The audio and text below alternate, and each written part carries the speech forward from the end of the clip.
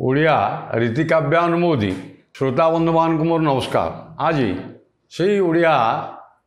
रीति साहित्य जुगर अर्थात भंज जुगर अन्य एक विशिष्ट कवि कवि अभिमन्यु सामंत सिंहारकर श्रेष्ठ कृति वैष्णव काव्य बा गौड़ीय वैष्णव तत्व सम्बलित श्रेष्ठ काव्य विदग चिंतामणि उपरे पुणी आम आलोकपात करवा। यह संपर्क में टिके श्रोता बंधु मान सूचना दे दिए जे प्रथमे मु या पूर्व आपण मैंने जानती विदग चिंतामणि काव्यर प्रथम छांद उपरे विशद आलोचना आम करूँ एवं समालोचक मैंने मत दियंती जे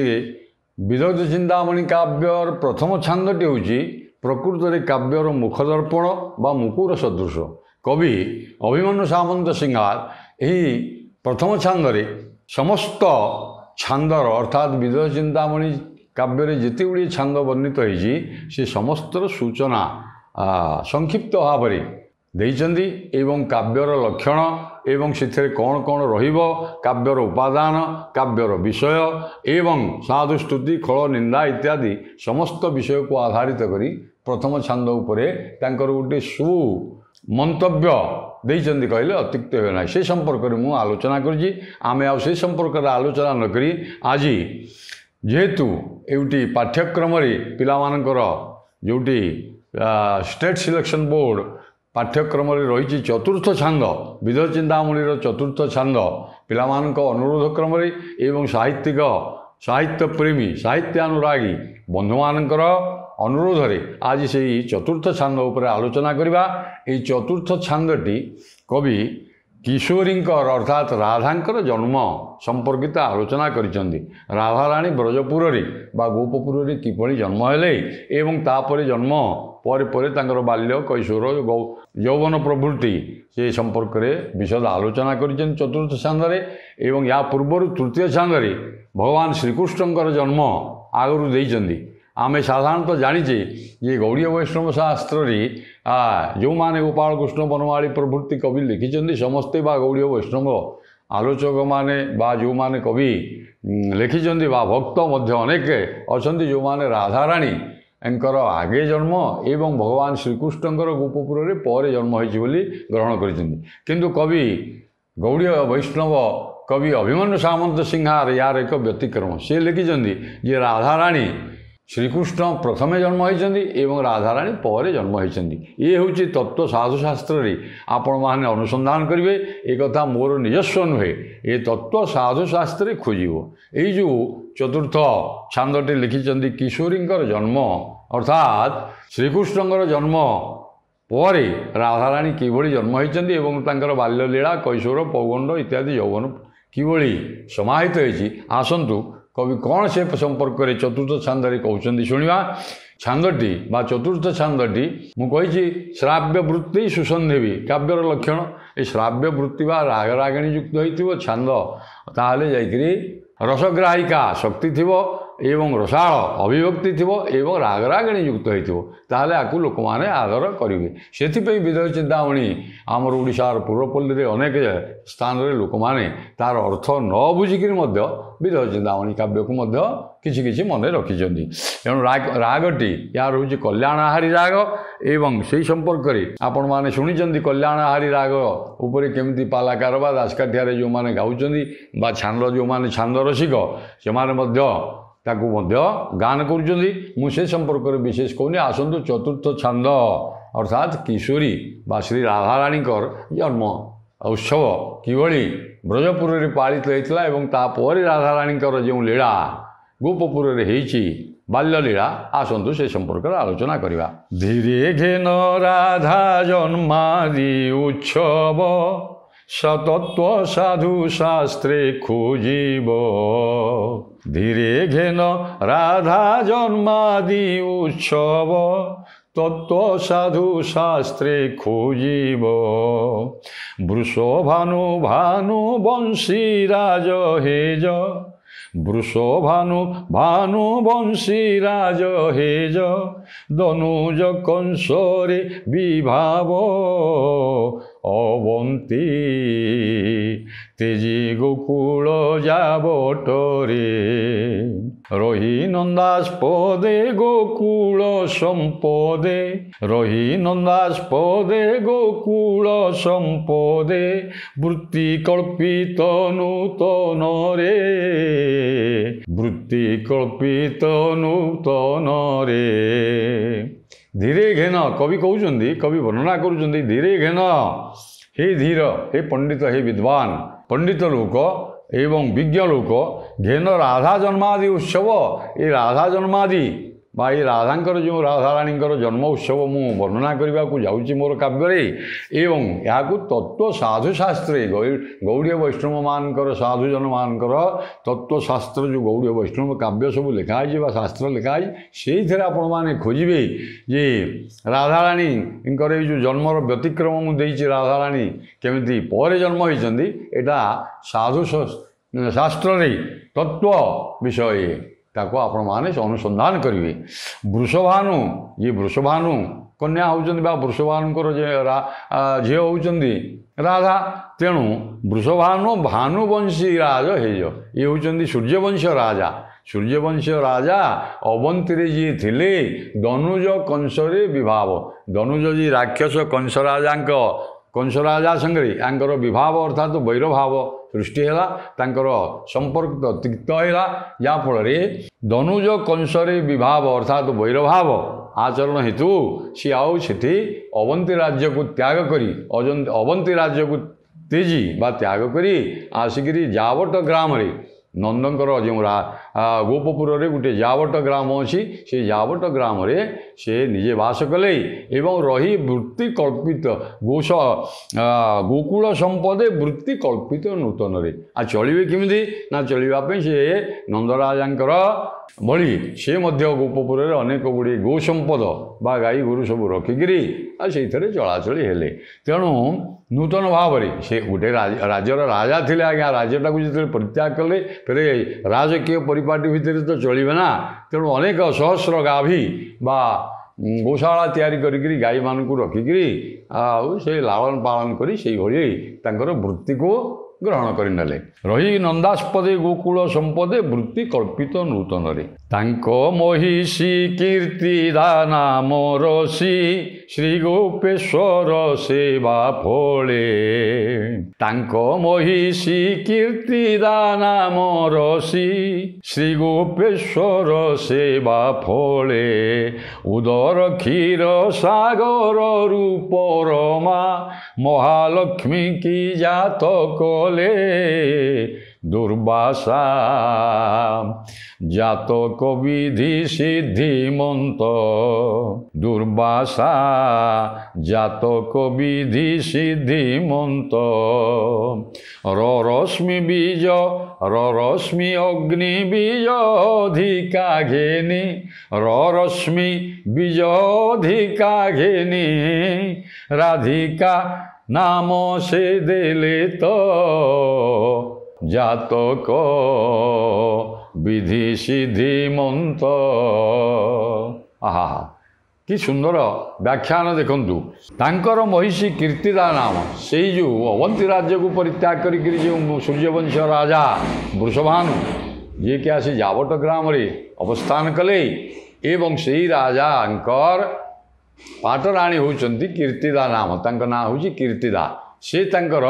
श्री गोपेश्वर क्या गोप को जिते आसिले आज्ञा गोपेश्वर महादेव को प्रसन्न करी तांको कृपा लाभ करी उदर क्षीर सागर रु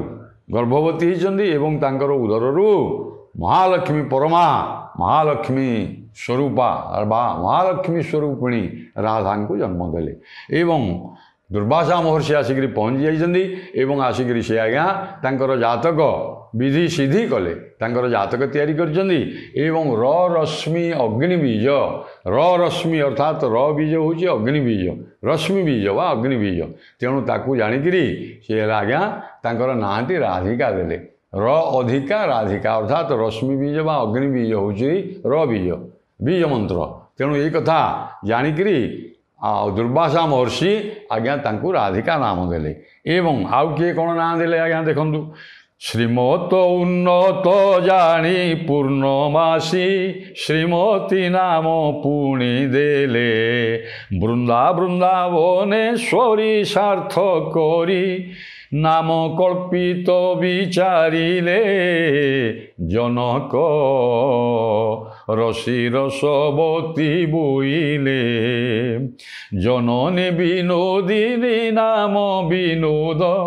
জননী বিনোদিনী নাম বিনোদ ভাব আনন্দে দত্ত কলে সুজনে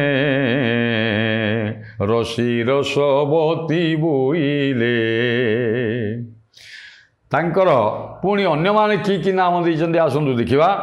ଯେ ଶ୍ରୀମତ ଉନ୍ନତ ଜାଣି ତାଙ୍କର ଶ୍ରୀମତ ଅର୍ଥାତ୍ ତାଙ୍କ ଦେହରେ ଶ୍ରୀ ବା ଲକ୍ଷ୍ମୀ ଅଛନ୍ତି, ତେଣୁ ସେ ହେଉଛନ୍ତି ମହାଲକ୍ଷ୍ମୀ ସ୍ୱରୂପିଣୀ ଭଗବାନଙ୍କର ମହାଭାବ ହ୍ଲାଦିନୀ ଯେଉଁ ସନ୍ଧିନୀ ସମ୍ବିତି ହ୍ଲାଦିନୀ ଶକ୍ତି ଅଛି ସେଇ ହ୍ଲାଦିନୀ ବା ଆନନ୍ଦ ଶକ୍ତିରୁ ମହାଭାବ ସ୍ୱରୂପିଣୀ ରାଧାଙ୍କର ଜନ୍ମ, ତେଣୁ ସେ ଲକ୍ଷ୍ମୀ ବୀଜ, ତେଣୁ ତାକୁ କହୁଛନ୍ତି ଶ୍ରୀମତ ଉନ୍ନତ ଜାଣି। ପୂର୍ଣ୍ଣମାସୀ ତାଙ୍କ ନାଁ ଶ୍ରୀମତୀ ଦେଲେ। ଯିଏ ପୂର୍ଣ୍ଣମାସୀ ବୟସ୍କ ଯୋଗମାୟା ବୃନ୍ଦାବନରେ ଯିଏ ରହିଛନ୍ତି ତାଙ୍କର ନାଁ ହେଉଛନ୍ତି ପୂର୍ଣ୍ଣମାସୀ, ଅର୍ଥାତ୍ ସେ ହେଉଛନ୍ତି ଯୋଗମାୟା। ତାଙ୍କୁ ସେ ଜାଣିଛନ୍ତି ରାଧାରାଣୀ ଜନ୍ମ ହୋଇଛନ୍ତି ବର୍ତ୍ତରେ ଭଗବାନ ଶ୍ରୀକୃଷ୍ଣ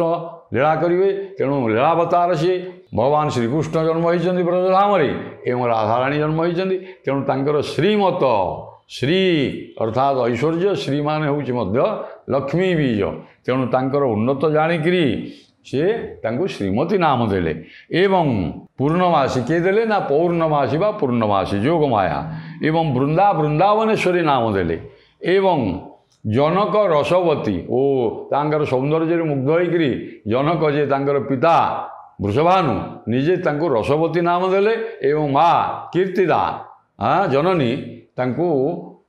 ବିନୋଦିନୀ ନାମ ଦେଲେ। ଆଉ ପିଲାଟି ଗୁଲୁଗୁଲିଆ ହେଇଛି, ସୁନ୍ଦର ହେଇଛି, ତେଣୁ ଦେଖିକିରି ତାଙ୍କ ନାଁ ବିନୋଦିନୀ ନାମ ଦେଲେ। ଏବଂ ତାପରେ କ'ଣ ହେଲା ଦେଖନ୍ତୁ। ତ୍ରିରାତ୍ର ନେତ୍ର ବିମୁଦ୍ରିତ ହେବାର ଜନକ ଜନନୀ ବିରସ। ତ୍ରିରାତ୍ର ନେତ୍ର ବିମୁଦ୍ରିତ ହେବାରେ ଜନକ ଜନନୀ ବିରସ। ଜାଣି ପୂର୍ଣ୍ଣମାସୀ ଆଣି ଯଶୋଦାଙ୍କୁ, ଜାଣି ପୂର୍ଣ୍ଣମାସୀ ଆଣି ଯଶୋଦାଙ୍କୁ ଘେନାଇ ହେଲେ ପରବେଶ। କୃଷ୍ଣଙ୍କୁ କାଖରେ ଘେନି ନନ୍ଦରାଣୀ ବିଲୋକନ୍ତେ ବିଲୋକିଲେ କୃଷ୍ଣ ମୁଖ। ବିଲୋକନ୍ତେ ବିଲୋକିଲେ କୃଷ୍ଣ ମୁଖ ପ୍ରଥମେ ଶୁଭ ସୁଲକ୍ଷଣୀ। କୃଷ୍ଣଙ୍କୁ କାଖରେ ଘେନି ନନ୍ଦରାଣୀ। এই যে তত্ত্ব সাধুশাস্ত্রে শ্রীরাধাঙ্কর জন্মাদি উৎসব সাধু তত্ত্ব সাধুশাস্ত্রে খোঁজিব যে বাক্যটি কইলে এইটি তাকে আজ্ঞা স্পষ্ট করে দেউଛନ୍ତି যে 3 রাতি রাধারানী তো জন্ম হলে ভূমিষ্ঠ হলে গর্ভরু জাত হয়ে গেলে মাত্র পরিতাপর বিষয় রাধারানীଙ୍କର আখি আজ্ঞা খোলুনি 3 রাতি পর্যন্ত আখিটি খোলিনি। আরে চহল পড়িগলা গোপপুরে এবং নিজে বৃষভানু এবং কীর্তিদা পাট মহিষী বা রানী ব্যস্ত বিব্রত হয়ে গেলে এবং সমস্তে পিলাটির আখি খোলুনি 3 রাতি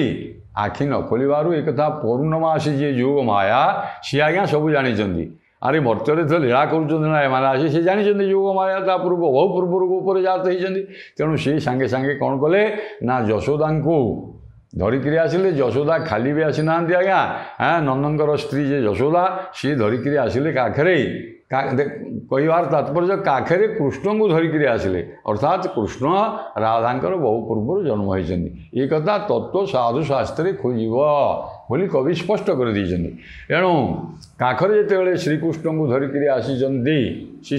ଶିଶୁକୃଷ୍ଣଙ୍କୁ ଧରିକିରି ଯେତେବେଳେ ଆସିଛନ୍ତି ବିଲୋକନ୍ତେ ଏବଂ ଶ୍ରୀକୃଷ୍ଣଙ୍କର ଆଖି ଯେତେବେଳେ ପଡ଼ିଛି ଯଶୋଦାଙ୍କ ଉପରେ ବା କାଖରେ ଥିବା ଯଶୋଦା ଶ୍ରୀକୃଷ୍ଣଙ୍କୁ ଧରିକିରି ଆସିଛନ୍ତି ଏବଂ ପ୍ରଥମେ ବିଲୋକନ୍ତେ ଆଖି ଯେତେବେଳେ ଭଗବାନ ଶ୍ରୀକୃଷ୍ଣଙ୍କର ଆଖି ରାଧାରାଣୀଙ୍କ ଉପରେ ପଡ଼ିଛି ସାଙ୍ଗେ ସାଙ୍ଗେ ଆଜ୍ଞା ଆଖି ଖୋଲି ଯାଇଛି। ଇଏ ହେଉଛି ଯେଉଁ ଦିବ୍ୟ ଲୀଳା ଭଗବାନଙ୍କର, ଇଏ ହେଉଛି ଲୀଳା। ତେଣୁ ୟାକୁ ଆପଣମାନେ तत्व साधुशास्त्र वैष्णव शास्त्र खोज एकता सन्धिनी कलाप सम्मत विलोकन्ते विलोकिले कृष्ण मुख प्रथम शुभ सुलक्षणी कृष्ण सर्वेन्द्रिय आह्लादिनी सर्वेन्द्रिय आह्लाद बरधन कृष्ण धरामृत क्षीर प्रथमे देखु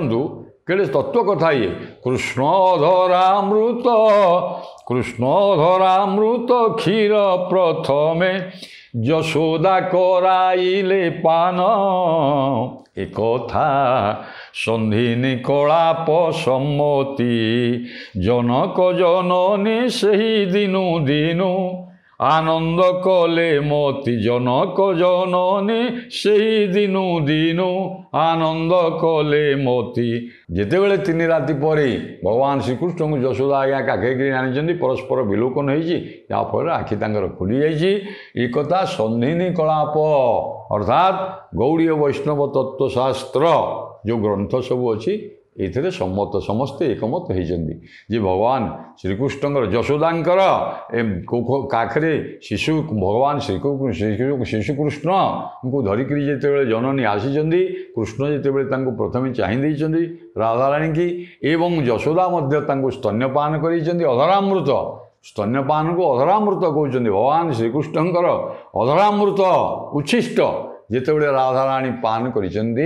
प्रकृति रूपिणी श्री राधांकर चक्षु उन्मीलन हो जाइए एक कथा सन्धिनी कलाप गौड़ीय वैष्णव तत्व साधु शास्त्र आपण मैंने खोजे विचार करेंगे एवं कवि पुणी कौन कहते सुरंग बांकियारे रंगा दोलन सुरंग बांकियारे रंगा दोलन शोभन ए सन मानई पहुड़ीर माऊ मा मूर्ति की पहुड़ीर माऊ मा मूर्ति की चारु प्रवाल पलंके अछई लालना दिनु दिनु पाई लालना दिनु दिनु दिनु पाई कला निधि कला वृद्धि विधि कला निधि कला वृद्धि विधि रस निधि सुषमा विराजई लालना दिनु दिनु पाई ओ तापर बाल्यलीला आसीगला आज्ञा श्री राधाराणी तो जन्म हो गले केमिति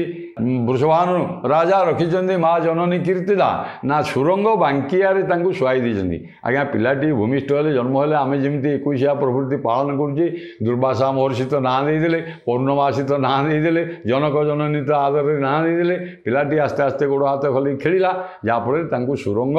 अति सुंदर गोटे बांकिया झूला झूला दोली बक्र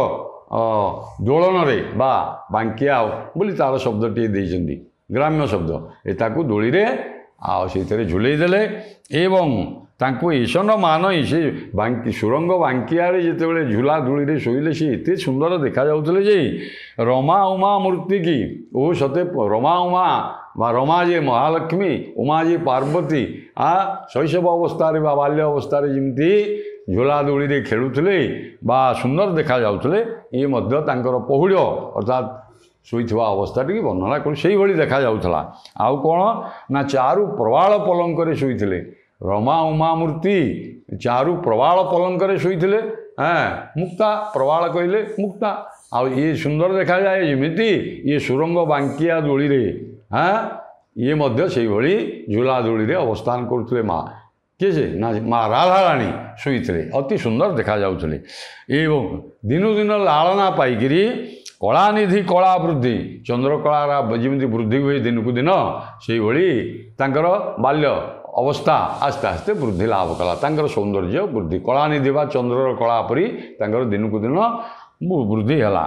एवं तांकर सुषमा विराज तांकर सौंदर्य बेलु बेल वृद्धि है चंद्रकला परी आउ कौन कवि वर्णना करुँच अंगुली धरी चलिबार बड़ विचित्र शोभा कहीं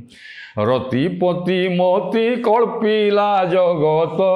रतिपति मोती कल्पिला जगत एहा सहारे देवी मोही शंकर ଜିଣିବାରେ କେତେ ମାତର ହରି ମନ ହରିବାକୁ ଏ ଅମୋଘ ହରି ମନ ହରିବାକୁ ଏ ଅମୋଘ ଅସ୍ତ୍ର ଭିଆଣ କି ଧାତାର ଶଙ୍କର ଜିଣିବାରେ କେତେ ମାତର ଅଙ୍ଗୁଳି ଧରିକିରି ମା ଜନନୀ କୀର୍ତ୍ତିଦାଙ୍କର ହଉ ବା ବୃଷଭାନୁ ରାଜାଙ୍କର ହଉ ବା କେଉଁ ଦାସୀମାନେ ଥିଲେ ତାଙ୍କର ହାତ ଅଙ୍ଗୁଳିକି ଧରିକିରି ଚାଲିବା ଆସ୍ତେ ଆସ୍ତେ ରାଧାରାଣୀ ଚାଲିବା ଆରମ୍ଭ କଲେ ଠୁକ୍ ଠୁକ୍ କରି ଯେମିତି ଛୋଟ ପିଲା ଗୁଡ଼ିକ ଚାଲନ୍ତି ହାତ ଧରିକିରି ଆଜ୍ଞା ମାଆର ବାପାର ସେଇଭଳି ରାଧାରାଣୀଙ୍କର ଚାଲିବା ଅବସ୍ଥାଟିକି ଦେଖେଇଛନ୍ତି। ବିଚିତ୍ର ଶୋଭା କେମିତି ନା ଏଇ ଶୋଭାକୁ ଦେଖିକିରି ଅଙ୍ଗୁଳି ଧରିକିରି ଜନନୀଙ୍କର ବା ବୃଷଭାନୁ ରାଜାଙ୍କର ବାପାଙ୍କର ହାତ ଧରିକିରି ଯେତେବେଳେ ଆସ୍ତେ ଆସ୍ତେ ଠୁକୁ ଠୁକୁ ହୋଇକିରି ରାଧାରାଣୀ ଚାଲୁଛନ୍ତି ରତିପତି ତାକୁ ଦେଖିକିରି ବା କାମଦେବ ରତିପତି ଯେ କନ୍ଦର୍ପ ବା କାମଦେବ ଦେଖିକିରି ଭାବୁଛି ଜଗତ ଏହା ସାହାରେ ଦେବୀ ମୋହି ମୋଠି ତ 5ଟି ସ୍ୱର ଅଛି ମୁଁ ତ ତାକୁ ନିକ୍ଷେପ କରି ଜଗତକୁ ମୋହି ଦେଉଛି କାମ ବାଣରେ ଜର୍ଜରିତ କରିକିରି ଇଏ ରାଧାରାଣୀଙ୍କର ଏଇ ଯେଉଁ ଚଳନ ଠୁକୁ ଠୁକୁ ଚାଲିବାର ଯେଉଁ ଶୋଭା ୟାଙ୍କର ଏଇ ସାହାଯ୍ୟରେ ମୁଁ ଜଗତକୁ ମୋହି ଦେଇପାରିବି। ଆଉ ଶଙ୍କରଙ୍କୁ ଜିଣିବାରେ କେତେ ମାତ୍ର ଏଇ ଶଙ୍କର ଶିବ ତାଙ୍କୁ ଆଜ୍ଞା ପୋଡ଼ି ଦେଇଥିଲେ ତେଣୁ ଶଙ୍କର ଜିଣିବାରେ କେତେ ମାତର ଶଙ୍କର ବା କାମଦେବଙ୍କର ବୈରୀ ବା ଶତ୍ରୁ ହେଉଛନ୍ତି ଆଜ୍ଞା ଶିବ ତାଙ୍କୁ ଦହନ କରିଦେଇଥିଲେ ତେଣୁ କାମଦେବ କହୁଛନ୍ତି ଏଇ ଶଙ୍କରଙ୍କୁ ଜିଣିବାରେ କେତେ ମାତ୍ର ଏଇ ରାଧାରାଣୀଙ୍କର ଏଇ ସୌନ୍ଦର୍ଯ୍ୟ ଏଇ ଯେଉଁ ଠୁକୁ ଠୁକୁ ଚାଲିଛନ୍ତି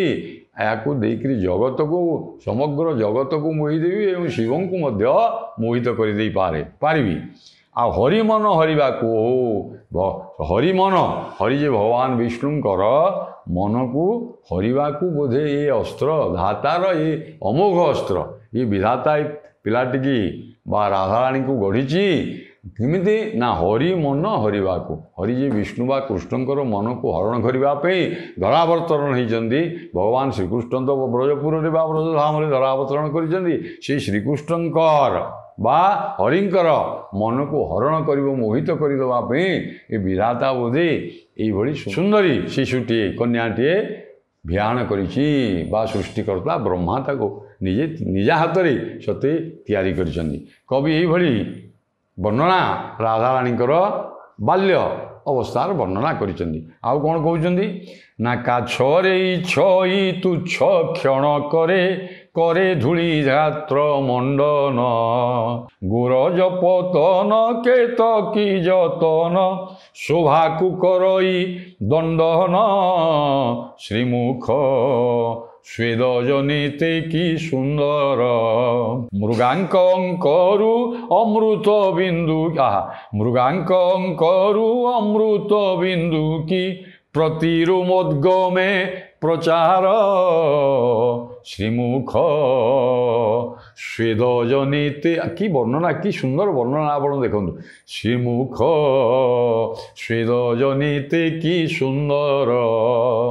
ଆରେ ବିଧାତା ଯେତେବେଳେ ବ୍ରହ୍ମା ବା ସୃଷ୍ଟିକର୍ତ୍ତା ବ୍ରହ୍ମା ଯେତେବେଳେ ୟାକୁ ନିଜ ହାତରେ ତିଆରି କରିଛନ୍ତି ଅମୋଘ ଅସ୍ତ୍ର ହରିମନ ହରଣ କରିବାକୁ ତାହେଲେ ରାଧାରାଣୀଙ୍କର ସୌନ୍ଦର୍ଯ୍ୟ କେମିତି ନ ହେଇଥିବ ଆଜ୍ଞା ଅନୁମାନ କରନ୍ତୁ। ଏଣୁ କାଛରେ ଥଇ ସେଇ ରାଧାରାଣୀ କ'ଣ କରୁଛନ୍ତି ଆସ୍ତେ ଆସ୍ତେ ବଡ଼ ହେଇଯାଉଛନ୍ତି ଆଜ୍ଞା ଆଗରୁ ବର୍ଣ୍ଣନା କରିଛନ୍ତି ଯେ କଳା ଚନ୍ଦ୍ରକଳାର ବୃଦ୍ଧି ଭଳି ଦିନୁ ଦିନ ସେ ବଢ଼ି ଚାଲିଛନ୍ତି। ଏଣୁ କାଛରେ ଥଇ ଯେତେବେଳେ କାଛିଆ କରିକିରି ପିନ୍ଧେଇ ଦେଉଛନ୍ତି ତାକୁ କେତେବେଳେ ପିନ୍ଧିବାକୁ ଇଚ୍ଛା କରୁଛନ୍ତି କେତେବେଳେ ସେ କାଛିଆକୁ ଆଜ୍ଞା ଫିଙ୍ଗି ଦେଉଛନ୍ତି ପିଲାମାନେ ଯେମିତି ଦୁଷ୍ଟାମି କରନ୍ତି ଏବଂ କାଛରେ ଇଚ୍ଛଇ ତୁଚ୍ଛ କ୍ଷଣକରେ ଏବଂ ତାକୁ ମଧ୍ୟ କ୍ଷଣକରେ ତୁଚ୍ଛ ମନେ କରିକିରି ଧୂଳିରେ ଗଡ଼ି ଯାଉଛନ୍ତି। ଏଣୁ କାଛରେ ଇଚ୍ଛଇ ତୁଚ୍ଛ କ୍ଷଣକରେ କରେ ଧୂଳି ଗାତ୍ର ମଣ୍ଡନ ଧୂଳିରେ ବ୍ରଜଦାଣ୍ଡର ଧୂଳିରେ ମଧ୍ୟ ଧୂଳି ଦୂଷରିତ ହେଇଯାଉଛନ୍ତି ଦେହ ଗଡ଼ି ଯାଉଛନ୍ତି ଖେଳୁଛନ୍ତି ଏବଂ ଆଉ କ'ଣ ଖେଳିବାକୁ ଇଚ୍ଛା କରୁଛନ୍ତି। ଗୋରଜ ପତନ କବି କହୁଛନ୍ତି ଆରେ ସେ ତ ବ୍ରଜଦାଣ୍ଡର ଧୂଳି ନା ବ୍ରଜଦାଣ୍ଡରେ ଯେଉଁ ସହସ୍ର ଗାଭୀ ବା ଗାଈ ସବୁ ଯାଉଛନ୍ତି ସେ ଗୋରଜ ଗୋଖୁରାରୁ ନିର୍ଗତ ଯେଉଁ ଧୂଳି ପବିତ୍ର ଧୂଳି ଆଉ ସେ କେତକୀ ଯତନ ଅର୍ଥାତ୍ କେତକୀ ପୁଷ୍ପ ଆଜ୍ଞା ରେଣୁ ପରେ କେତକୀ ପୁଷ୍ପ ଭିତରେ ଆପଣ ଦେଖିବେ ରେଣୁ ଥାଏ ରଜ ବା ରେଣୁ ଇଏ ଗୋରଜ एते सुंदर राधाराणी ऊपर पड़ुची सते जमी केतकी पुष्प उपर कि भितरे रेणु जमी भर्ती होकर थाए राधाराणी देहरे गोरज गुड़िक पतन ताठू बड़ी जाऊँगी आहरी सुंदर देखा जाऊँगी शोभा को करई दंडन एवं स्वेद जनित आ मुहटी ब्रजदान आज्ञा धूली दूषरित हो खेलुंट आ स्वेद झाड़ बही जाऊँगी तेणु श्रीमुख स्वेद जनित कि सुंदर देखा जाऊँगी ना मृगांक अंकरु अमृत बिंदु मृगांक जे चंद्र सुधापिंड सी आज्ञा अमृत पिंड ए मृगांक अंकरु चंद्रंक देहरु सते जमी अमृत बा सुधा धारा ये स्वेद नुहे ये झाड़ नुहे आ अमृत बिंदु सते कि प्रति रोमोद्गमे झाड़ स्वेद एवं रोमोद्गम होकरी उल्लसित होकरी रोमांचित होकरी स्वेद बिंदु सबू खसी जाऊँगी एवं प्रति लोम कूपरू अमृत झरझर होकर सते जमी श्रावी बा स्रवित होची बा द्रवित अमृत झरी जाऊँगी राधाराणी मुहरे झाड़ लगे जे गुड़िक चंद्रंक मृगांक अंकरु सते जमी अमृत धारा झरी जाऊँगी यही मुहटी सुंदर देखा जाऊँगी यहीपरि भाव कवि राधांकर जन्म उत्सव एवं तांकर क्रमवर्धिष्णु बा किभଳି क्रमे क्रमे बढ़ी चली आउ कौन पर्व वर्णना करी राधाराणी तांकर लीला बाल्य लीला करिसेंती ब्रजधाम रे बा गोपपुर रे परवर्ती समय सुजोग मिले कहिबी। नमस्कार।